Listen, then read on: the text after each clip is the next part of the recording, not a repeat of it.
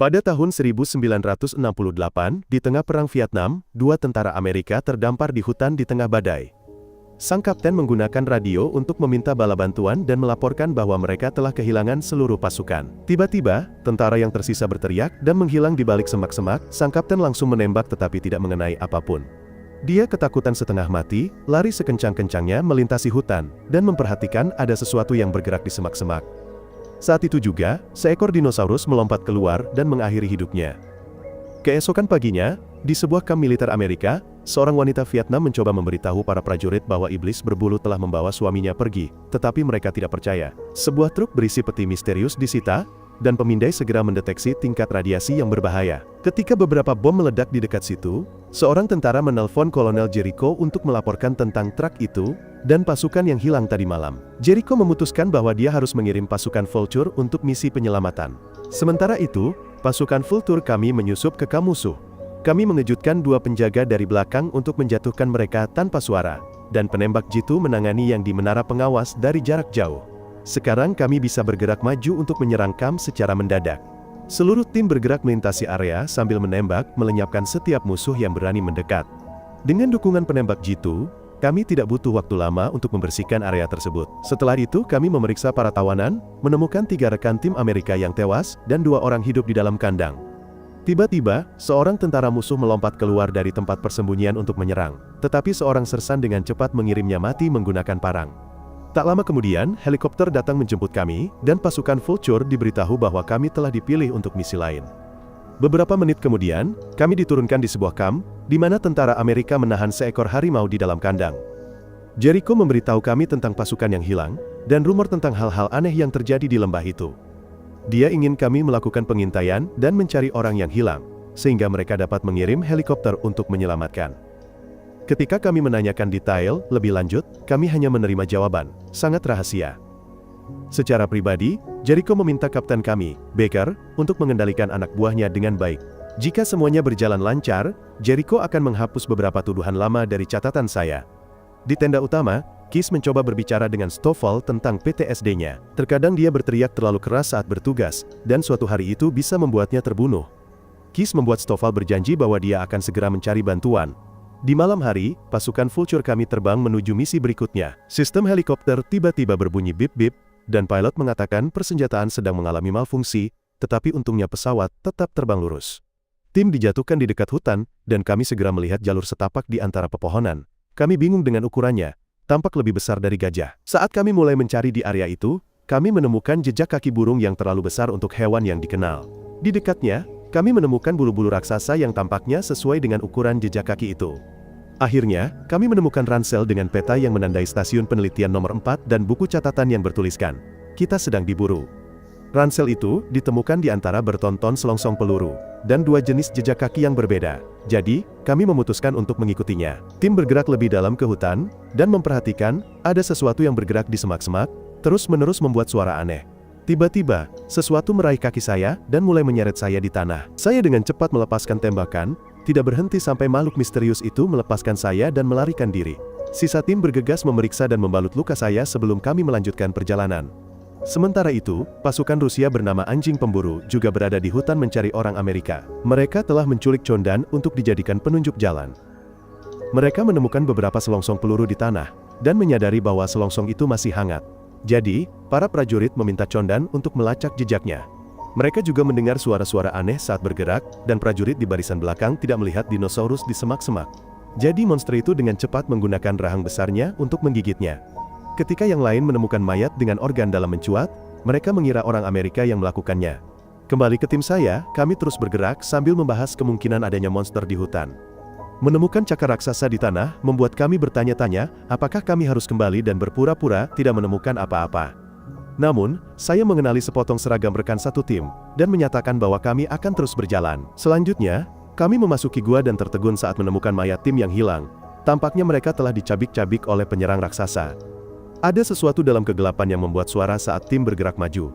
Tiba-tiba, sekawanan dinosaurus berbulu melompat keluar, dan kami bergegas mencari perlindungan sambil menembak monster secepat mungkin.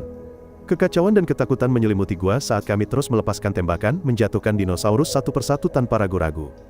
Dalam kekacauan itu, Fern dan saya menyelinap ke jalan setapak yang sempit, secara tidak sengaja terpisah dari yang lain.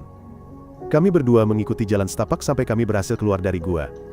Kami bisa mendengar suara-suara yang menunjukkan lebih banyak binatang berbahaya di dekatnya, jadi kami mulai memanjat sulur-sulur untuk melarikan diri. Seekor dinosaurus segera menemukan kami dan mencoba meraih saya, tetapi saya langsung menembaknya. Suara tembakan menarik perhatian lebih banyak dinosaurus, tetapi mereka tidak bisa melompat terlalu tinggi. Jadi Fern dan saya terus memanjat sampai kami mencapai puncak gua. Sementara itu, anggota pasukan Vulture yang tersisa juga berhasil keluar dari gua. Mereka mendengar suara di semak-semak dan mengira akan ada lebih banyak dinosaurus berbulu yang melompat keluar, jadi mereka bersiap untuk menembak. Namun, mereka terpaku saat melihat monster besar lewat. Setelah mengikuti jejak sebentar, Fern dan saya tersandung ke sebuah tempat terbuka, dan terkejut melihat seekor dinosaurus raksasa sedang tidur di tanah, dikelilingi oleh tulang-tulang sisa makanannya. Tiba-tiba, 3 bayi dinosaurus muncul dari belakang induk yang tidur, dan berteriak saat melihat manusia, membangunkan induknya. Fern dan saya mulai berlari secepat mungkin, sesekali berbalik untuk menembak wajah monster itu. Ini memperlambatnya cukup bagi kami berdua, untuk bersembunyi di semak-semak, tetapi dinosaurus itu tetap menemukan kami. Keesokan paginya, sisa anggota tim menyeberangi sungai dan beristirahat. Mereka khawatir tentang saya dan Fern, tetapi tidak mau kembali ke gua karena terlalu berbahaya. Ketika mereka mendengar suara, mereka terpaksa bergerak. Sementara itu, Fern dan saya berguling menuruni lembah karena masih dikejar oleh dinosaurus raksasa.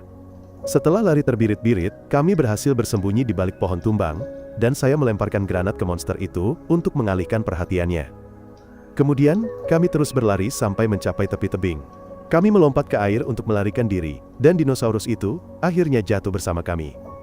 Di sungai, saya harus menarik Fern ke tepi, karena dia pingsan, dan dinosaurus itu berenang menjauh.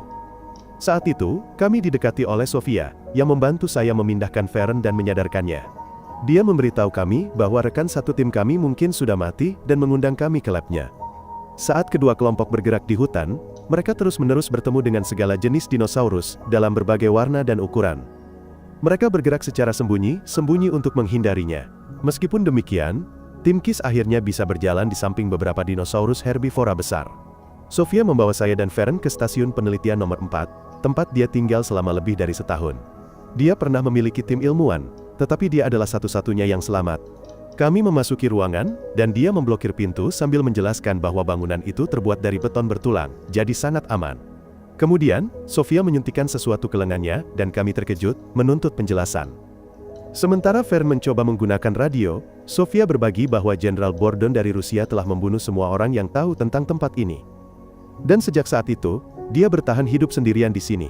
Ternyata, Bordon telah membangun akselerator partikel. Ketika Fern akhirnya berhasil menghubungi Cam, saya mengambil alih panggilan dan memberitahu Jericho semua yang baru saja dikatakan Sofia.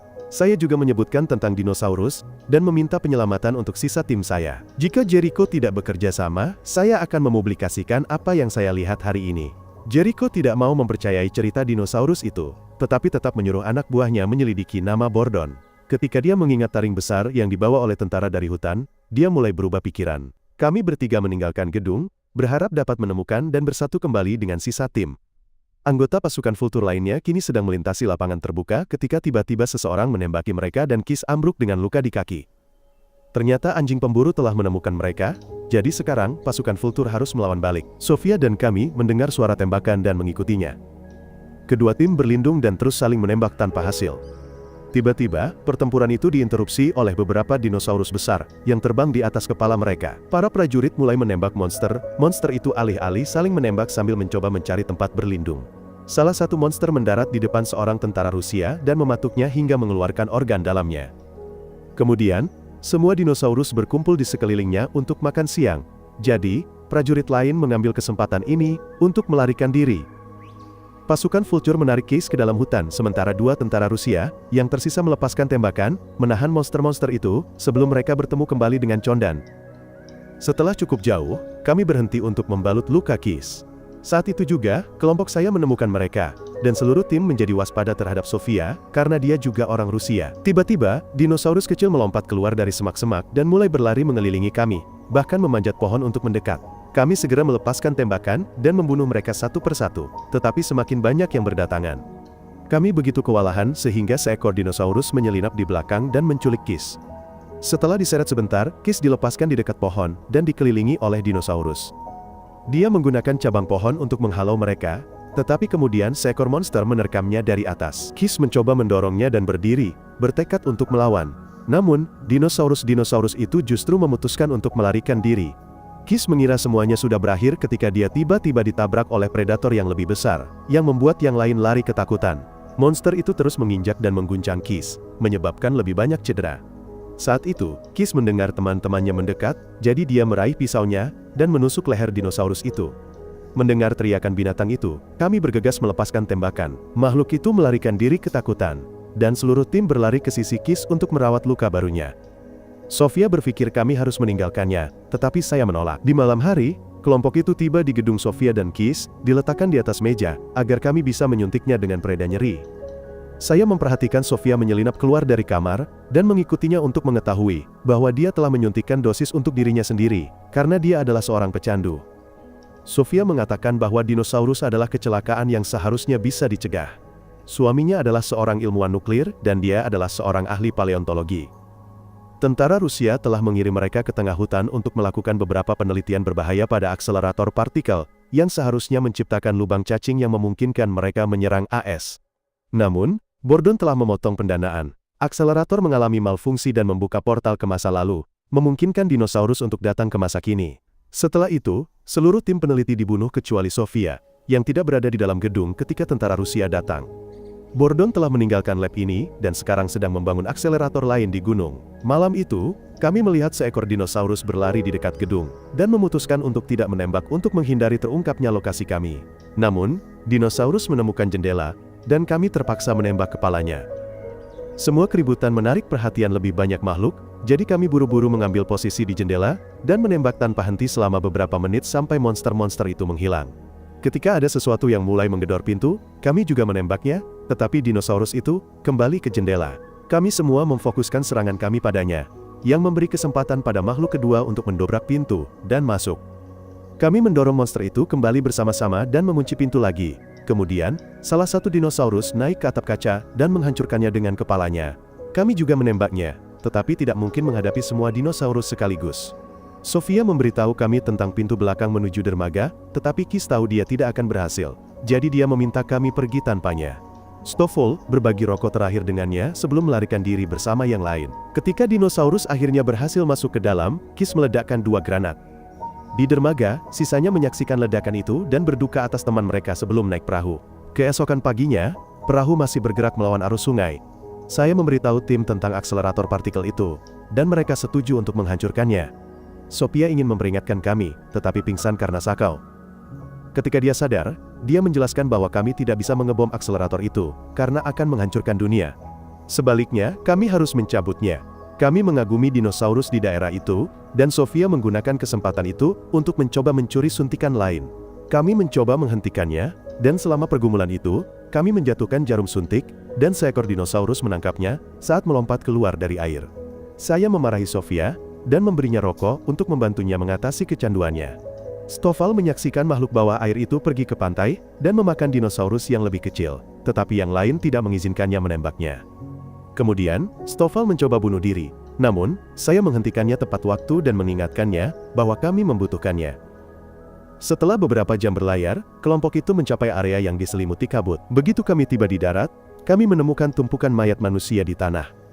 Kami bergerak dengan hati-hati melalui hutan, tetapi kabut menghalangi pandangan, sehingga sekawanan kecil dinosaurus dengan mudah menyerang kami secara tiba-tiba. Kekacauan terjadi saat kami mencoba yang terbaik untuk mempertahankan diri dengan senjata, pisau, dan bahkan tinju. Melihat semua temannya terluka, Stoffel menjadi gila dan berteriak saat menembak semua monster. Dia kemudian berlari ke depan untuk memancing mereka mengejarnya. Dia berhenti di tepi sungai, di mana dia terus menembaki monster-monster yang menyerbu. Akhirnya, dia hanya punya 1 peluru tersisa, dan dia tertawa terbahak-bahak mendengar suara Kiss di kepalanya. Peluru terakhir digunakan untuk bunuh diri, dan dinosaurus berkumpul di sekitar mayat Stoffel untuk memakannya. Malam itu, tim akhirnya mencapai pangkalan Rusia, dan saya menelpon Jericho untuk berbagi lokasi. Jericho mengatakan bahwa itu adalah situs keamanan nasional, jadi kami tidak diizinkan untuk merusaknya atau bahkan mendekatinya. Saya berpura-pura, ada terlalu banyak gangguan yang membuat saya mengerti bahwa saya diizinkan untuk bertindak, jadi saya meminta helikopter penyelamat sebelum menutup telepon. Kami menyepakati rencana itu dan mulai bertindak. Kami menyelinap di sekitar tembok dan diam-diam membunuh semua penjaga yang kami temukan, memenggal mereka jika perlu. Sementara sebagian besar dari kami terus bergerak untuk membunuh tentara Rusia, Sofia, dan saya diam-diam mendekati area utama. Kami menemukan bahwa anggota tim anjing pemburu yang tersisa telah kembali dan Condan membenci Bordon karena membiarkan dinosaurus mengambil alih rumahnya. Setelah apa yang mereka alami, tim anjing pemburu juga tidak senang dengan Bordon dan hampir melepaskan tembakan, tetapi tentara lain membawa mereka pergi. Sementara kami mulai menempatkan bahan peledak di sekitar kamp. Sofia dan saya menjatuhkan 2 penjaga untuk membebaskan tim anjing pemburu, yang mendengar rencana kami dan setuju untuk membantu.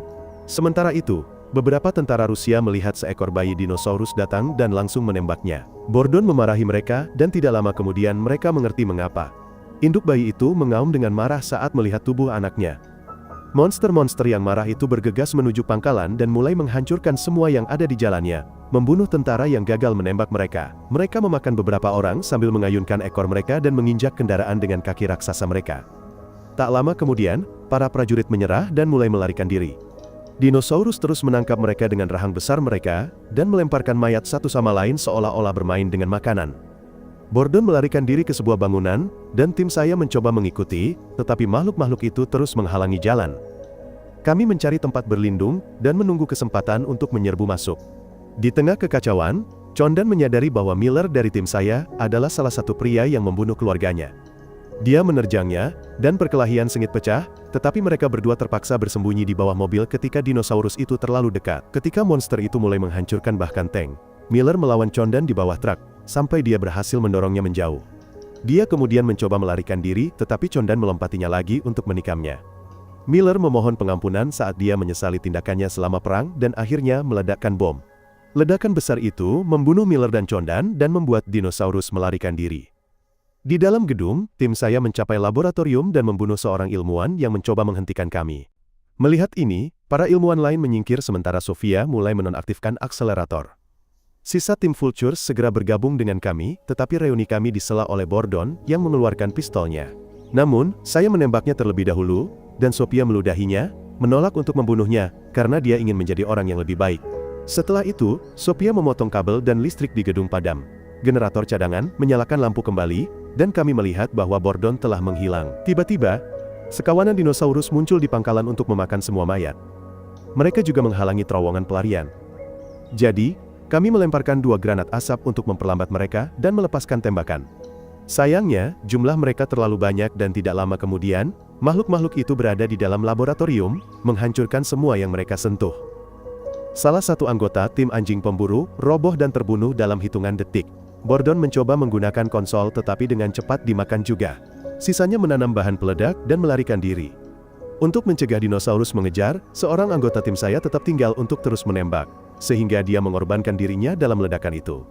Sofia memimpin para penyintas ke pintu belakang, dan mereka berlari secepat mungkin, karena masih ada beberapa dinosaurus yang datang. Mereka menangkap salah satu orang saya dan teman-temannya ingin menyelamatkannya, tetapi sudah terlambat. Dia dimakan oleh makhluk-makhluk itu, dan yang lain tidak punya pilihan selain lari. Tak lama kemudian, mereka menemukan tangga, jadi saya menyuruh semua orang untuk memanjat keluar, sementara saya tinggal untuk memberikan perlindungan. Saya berlari ke depan, dan monster-monster itu mengejar di belakang. Jadi, saya terus melemparkan granat di belakang saya. Ini tidak cukup untuk menghentikan mereka, dan monster-monster itu menerjang saya, dan membunuh saya. Sisa tim melihat dinosaurus datang untuk mereka setelah membunuh saya, tetapi untungnya mereka berlari cukup cepat untuk keluar. Jericho menunggu dengan helikopter dan tim penuh, jadi ketika mereka melihat monster datang, mereka semua melepaskan tembakan bersama. Helikopter memberikan perlindungan dari langit, menghabisi makhluk terbang yang sekarang bergabung dalam pertempuran. Banyak tentara tewas dalam perjuangan itu, tetapi tim berhasil bertahan cukup lama untuk mengulur waktu. Ketika bahan peledak tim Vultures meruntuhkan pangkalan, semua orang berlari ke helikopter untuk akhirnya melarikan diri. Selama penerbangan, Jericho memarahi tim karena menghancurkan mesin itu alih-alih mencurinya untuk Amerika Serikat. Sofia menunjukkan bahwa sudah terlambat. Penghancuran akselerator telah menyebabkan dinosaurus muncul di daerah-daerah di luar hutan, yang dapat memiliki konsekuensi mematikan bagi dunia di masa depan. Ingatlah untuk berlangganan dan nyalakan notifikasi, agar Anda dapat melihat lebih banyak video seperti ini. Terima kasih telah menonton.